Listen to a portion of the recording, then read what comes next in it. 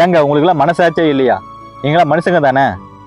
கோயம்புத்தூர் மாவட்டம் சூலூர்ல 9 வயது சிறுமிய கார்த்திக் மற்றும் மோகன்ராஜ் என்கிற 2 பன்னாட பரதேசி பயலுவ பாலியல் வன்கொடுமை செய்து கொடூரமான முறையில முகத்தை சிதைத்து அந்த குழந்தைய கொன்னு ஏரிக்கரையில தூக்கி வீசிட்டு போயிருக்கிற சம்பவம் நம்ம எல்லாருக்கும் தெரியும்.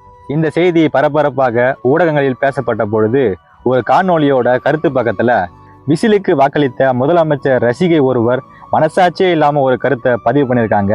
அது என்னன்னா, நீங்க ஓட்டு போட்டா ஒவ்வொரு வீடா வந்து வாட்ச்மேன் வேலை பார்ப்பாரா, இல்ல ஒவ்வொரு பெண்களின் வீட்டு பாதுகாப்புக்காக போலீஸ் பாதுகாப்பு போடுவாரா? அந்த குழந்தைய பாத்துக்க முடியாத அளவுக்கு நீங்க என்ன வேலை பண்ணிட்டு இருக்கீங்க? அது உங்க தப்பு தானே.